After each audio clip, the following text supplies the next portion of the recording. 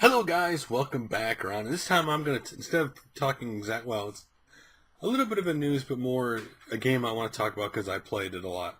And that is the new Star Trek Online Delta Rising official story trailers just come out. Now, for those who have never played Star Trek Online basically, it's obviously a Star Trek game. And when you first think you're going to play it, you're thinking you're just in a captain, your own captain, not any official Star Trek character, and that you're just gonna when you originally play the game, you're just gonna go around and play into Star Trek, but not see any of the characters you know and love, which is exactly not true. Now, for someone who's a Star Trek fan, why should I? You're probably gonna ask yourself, why should I play this game? Because this game takes place in the future from all the TV series you know. So Star Trek, Next Generation, Deep Space Nine, Voyager. It takes place, actually, right now, it's currently taking place 32 years after the Voyager TV show ended. So you're getting storylines in the future of what the Federation's like and stuff. It's not a rehash of the old stuff.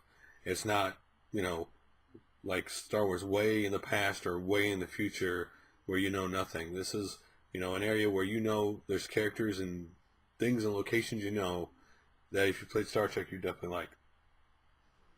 So what's the point of Delta Rising, you ask? Well, this is a major expansion because they're adding the Delta Quadrant to the game. Now, the Delta Quadrant, most people watch TV shows would know, was basically explored in Star Trek Voyager when they were stuck in the Delta Quadrant and had to get home. And this takes place 32 years after Voyager ended. But for this expansion, they brought back some of the Voyager characters, like Neelix, the Doctor. They brought back 7 and 9, Harry Kim, the Tuvok.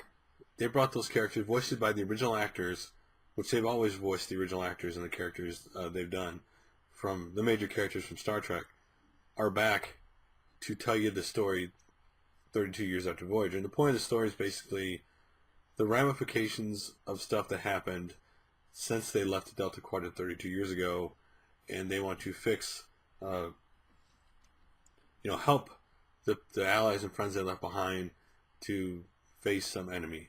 Now, the Federation really has not gone into the Delta Quadrant since Voyager until they recently found an Iconian gateway which allows them to go to the Delta Quadrant now.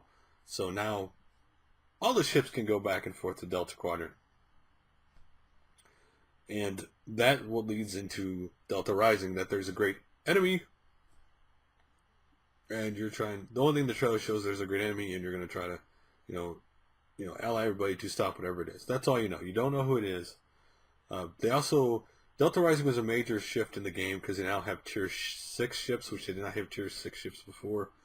They have upgradable Tier 5 ships now. They have the new intelligent officers, which changes things greatly. There's a lot of changes to the game. They increased the level cap from 50 to 60, which they haven't done a level cap increase in 4 years. And actually doing the Delta Rising stuff, you have to be level 50 to do it, and you have to level up. Like, I did the first 2 missions, and then to do the 3rd mission, I had to be level 51. But then I go to do 1 or 2 more, then I had to level up to 52. So you have to level up to do certain missions in Delta Rising. You don't have to complete the other 8 seasons. Was it 7 seasons before this? That there are 7 other seasons you could go through if you want to before you get to this. You just have to hit the level cap 50 to actually do that. Now, you don't necessarily have to play through the storyline to get level 50. You could do PvE, the new PvE stuff they have with Delta Rising, which could level your character up if you want to do that. So, again, if you like the Star Trek universe, they did also flesh out certain races. The Talaxians more, the Okampa, the Kazon. They're fleshing out races more. And again, there's a lot of the Star Trek world that they could do in this game. By any stretch, is not like right now in Star Trek Online, there's every location in Star Trek, TV shows and the original movies in here anywhere. No. Or Next Generation, no. They don't have that all in here yet. That's a lot of content. They have all the major locations you're probably going to want to go to in the game. Or Space Dock, Deep Space Nine. So the locations you probably know of are in this game if you're a Star Trek fan. So Delta Rising is really cool. I played it. I played through the first 3 missions now. It's kind of fun to go and see, the old characters, where they've been from like Voyager, and go through the storyline. And obviously, again, this is an MMO. Being able to get new stuff for your characters, upgrading stuff, that's the draw to people who play these games. So there is a lot of that stuff to do, like the new Tier 6 ships. And here's the thing about Star Trek Online. It's like any other MMO. You can either spend money and get the currency in this game is Zen to buy the ships and stuff. You can either spend the money, get the Zen, and buy the new stuff, or you can grind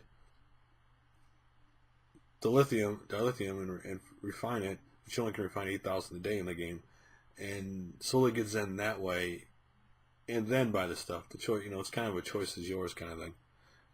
This game does have lock boxes, which is another MMO thing that MMO games do. TF Fortress 2 does this too.